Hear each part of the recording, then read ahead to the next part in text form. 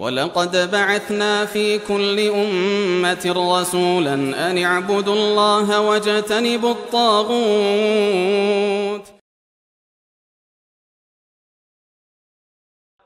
لیکن اس میں کوئی شک و شبہ نہیں کہ یہ ایریا مقدس ایریا ہے، لیکن ضروری نہیں کہ وہاں پہ رہنے والا ہر فرد پاک ہو، وہاں پہ رہنے والا ہر شخص عظیم ہو۔ جو وہاں رہ کر کفر و شرک میں مبتلا ہے اس کی کوئی قدر و قیمت نہیں ہے۔ یہ ایریا، یہ علاقہ بابرکت ہے، مقدس ہے، اور تیسرے نمبر پہ یہ کہ یہ وہ ایریا ہے جہاں بہت سے انبیاء کرام علیہم الصلوۃ والسلام نے رہائش اختیار کی۔ بہت سے انبیاء کرام علیہم السلام ہجرت کر کے اس ایریے میں گئے۔ مثال کے طور پہ ابراہیم علیہ السلام کہاں کے رہنے والے تھے؟ کون سا بھائی میری مدد کرے گا، کہاں کے رہنے والے تھے بنیادی طور پہ؟ جی عراق میں رہنے والے تھے، بہت اچھے۔ عراق کے رہنے والے ابراہیم علیہ السلام قوم کو تبلیغ کی ہے، بہت سمجھایا ہے، قوم شرک ترک کرنے کے لیے تیار نہیں ہے، بالآخر ان کے بتوں کو توڑا ہے تاکہ بتوں کا یہ حشر دیکھ کر سوچیں، عبرت حاصل کریں کہ اگر یہ رب ہوتے تو ان کو کوئی تباہ و برباد نہ کر پاتا۔ لیکن قوم کہاں سدھرنے والی تھی، کہاں سمجھنے والی تھی؟ مشرک کی عقل پہ عام طور پہ پردہ پڑ جاتا ہے۔ قوم نے فیصلہ کیا کہ ابراہیم علیہ السلام نے ہمارے بتوں کو توڑا ہے، سزا کے طور پہ ان کو آگ میں جلا دیا جائے۔ قالوا حرقوه وانصروا آلہتکم ان کنتم فاعلین۔ آؤ ابراہیم کو آگ میں جلا دو اور اپنے معبودوں کی مدد کرو۔ اللہ تعالیٰ نے کہا یا نار کونی بردا وسلاما علی ابراہیم، اے آگ کیا بن جا؟ سراپا سلامتی بن جا، ٹھنڈک بن جا ابراہیم علیہ السلام کے لیے۔ اس ایسے مجھے اور آپ کو کیا سبق ملا؟ آج لوگ کہتے ہیں کہ کافروں کے خلاف مل کر جہاد کیا جائے، لڑا جائے، ہم متحد ہو جائیں، اور اس اتحاد میں عقیدے کے موضوع پہ گفتگو نہیں ہونی چاہیے، توحید کے موضوع پہ گفتگو نہیں ہونی چاہیے، تاکہ امت کا جو اتحاد ہے اس کو فرق نہ پڑے، اس کو کوئی نقصان نہ پہنچے۔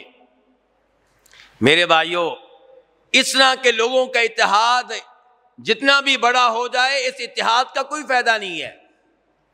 بدر کی لڑائی میں 313 تھے، ادھر 1000 تھے، لیکن سب درست عقیدے پہ تھے، توحید پہ تھے، اللہ پہ توکل رکھنے والے تھے، اللہ پہ اعتماد کرنے والے تھے۔ اللہ نے فتح ان کی جولی میں ڈال دی۔ احزاب کی لڑائی میں 10,000 آئے تھے، مسلمان بہت تھوڑے تھے، ایک لشکر نہیں تھا، کئی لشکر آئے تھے، ایک ملک نہیں تھا، کئی ملک مل کر حملہ آور ہوئے تھے، مسلمانوں کو نیست و نابود کرنے کے لیے آئے تھے، لیکن کچھ نہیں بگاڑ سکے۔ وَرَدَّ اللَّهُ الَّذِينَ كَفَرُوا بِغَيْظِهِمْ لَمْ يَنَالُوا خَيْرًا۔ اللہ نے کہا کہ یہ مسلمانوں کو نیست و نابود کرنے آئے تھے، ہم نے ان کا ایک ہدف بھی پورا نہیں ہونے دیا، کوئی ایک ٹارگٹ بھی حاصل نہیں کر سکے۔ وَكَفَى اللَّهُ الْمُؤْمِنِينَ الْقِتَالَ، اور مسلمانوں کو لڑنا بھی نہیں پڑا، اللہ تنہا ان کے لیے کافی ہو گیا۔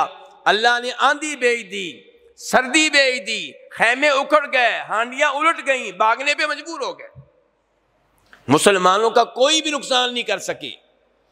یہ گفتگو کیوں کر رہا ہوں؟ موجودہ حالات میں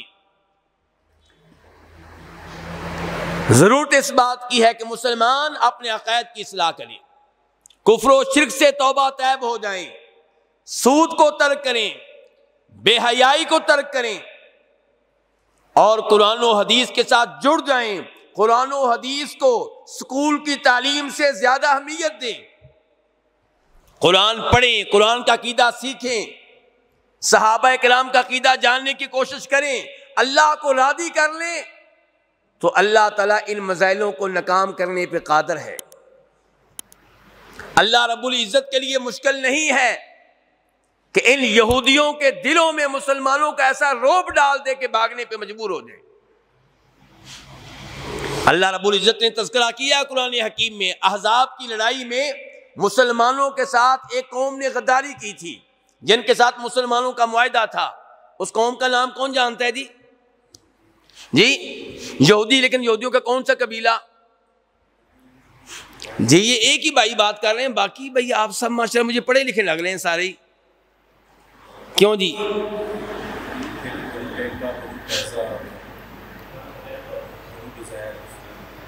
اگر ابھی میں نے سائنس کے موضوع پہ گفتگو شروع کر دی، امریکہ روس کے موضوع پہ، تو آپ نے کہنا یہ جاہل مولوی، ان کو پتہ ہی نہیں کسی بات کا، ان کو کیا پتا دنیا کہاں سے کہاں پہنچ گئی ہے. اور جو ہی سیرت کا موضوع آتا ہے تو آپ بولتے ہی نہیں. بنو قریظہ، ان کے ساتھ معاہدہ تھا مسلمانوں کا. نبی علیہ الصلوۃ والسلام نے معاہدہ کیا کہ آپ ہمارے پڑوسی، ہم آپ کے پڑوسی، آپ ہمارا ساتھ دیں مشکل وقت میں، ہم تمہارا ساتھ دیں گے مشکل وقت میں. اور احزاب کی لڑائی کے موقع پہ بنی قریظہ کا فرض تھا کہ مسلمانوں کے ساتھ مل کے مسلمانوں کے دشمنوں سے لڑتے. لیکن کیا ہوا؟ اہل مکہ ان کے پاس آئے، کفار مکہ ان کے پاس آئے کہ آپ لوگ ہمارا ساتھ دیں. انہوں نے کہا بھئی تم تو لڑ کے چلے جاؤ گے، بعد میں یہ ہم سے انتقام لیں گے، ہمیں سزائیں دیں گے. انہوں نے کہا یہ بچیں گے تو تم سے انتقام لیں گے، ہم نے ان کو زندہ چھوڑنا ہی نہیں، ہم نے ان کو ختم کر دینا ہے، کوئی مسلمان باقی نہیں بچے گا. دیکھو ہم کتنے لشکر لے کر آئے ہیں، کتنی افواج لے کر آئے ہیں، باہر سے ہم حملہ کریں گے، اندر سے تم ہمارا ساتھ دو.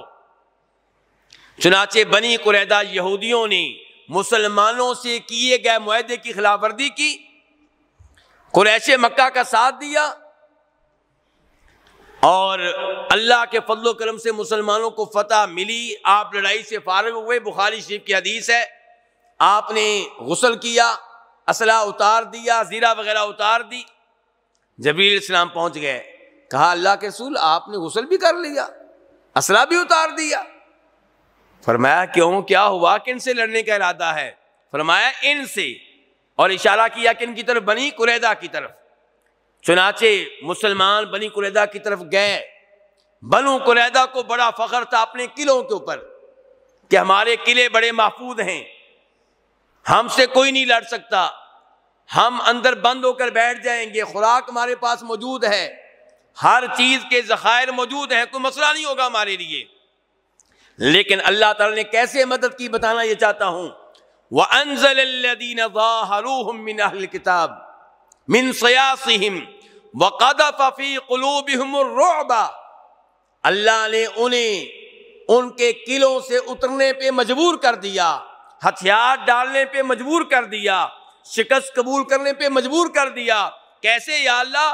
فرمایا ہم نے ان کے دلوں میں مسلمانوں کا رعب ڈال دیا. اللہ تعالیٰ مدد کرنے پہ آئے تو فرشتے ہیں، اللہ مدد کرنے پہ آئے تو اللہ ان کے دلوں میں رعب ڈال دیتے ہیں. لیکن پہلے آپ اپنے عقائد ٹھیک کریں، آپ اپنے عقائد ویسے بنائیں جیسے بدر والوں کے تھے، آپ اپنے عقائد ویسے بنائیں جیسے خندق کی لڑائی میں حصہ لینے والوں کے تھے. اللہ آج بھی آپ کی مدد کرے گا. آپ کی توجہ صرف اسباب کے اوپر ہے، تعداد کے اوپر ہے، اس بات پہ توجہ نہیں ہے کہ اللہ کو راضی کر لے، اس بات پہ توجہ نہیں ہے کہ اللہ ہم سے ناراض ہے، اس بات پہ توجہ نہیں ہے کہ ہمارے کرتوت کیا ہیں. تو ابراہیم علیہ السلام انہوں نے بتوں کو توڑا، اعلان ہو گیا کہ ان کو آگ میں جلا دیا جائے. بہت بڑی آگ کا بندوبست کیا گیا. کیا وہ جلانے میں کامیاب ہوئے؟ کیونکہ ابراہیم علیہ السلام کے ساتھ کون تھا؟ لوگوں میں سے کوئی نہیں تھا، ان کے ساتھ صرف ایک اللہ تھا. کیا وظیفہ پڑھ رہے تھے؟ کس بابا جی کو پکار رہے تھے؟ کس نبی سے مدد مانگی تھی؟ کہا تھا حسبنا اللہ ونعم الوکیل. اور آج اگر مسلمانوں کی لڑائی ہوتی ہے، نعرہ لگتا ہے یا علی مدد کا، نعرہ لگتا ہے یا رسول اللہ مدد کا، نعرہ لگتا ہے یا شیخ عبد القادر جیلانی شیئا للہ، تو اللہ کی مدد کیسے نازل ہو؟ ابراہیم علیہ السلام نے اللہ کو پکارا. عبداللہ ابن عباس کہتے ہیں، بخاری شریف کی حدیث ہے کہ جب ابراہیم علیہ السلام پہ مشکل وقت آیا تو انہوں نے یہ وظیفہ پڑھا، حسبنا اللہ ونعم الوکیل، صرف ایک اللہ ہمارے لیے کافی ہے، وہی کارساز ہے.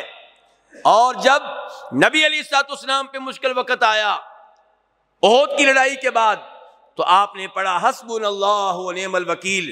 نہ ابراہیم علیہ السلام نے غیر اللہ کو پکارا، نہ جناب محمد الرسول اللہ صلی اللہ علیہ وسلم نے غیر اللہ کو پکارا، صحابہ کرام نے بھی اللہ کو پکارا۔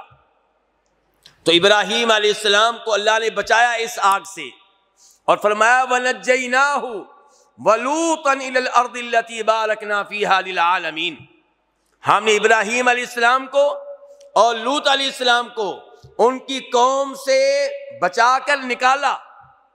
یہ بھی اللہ کا انعام ہے، اس قوم سے نکلنا کون سا آسان تھا، تو وہاں اللہ نے سلامتی کے ساتھ نکالا اور ان کو اس زمین پہ پہنچا دیا جو زمین کیا ہے؟ بابرکت۔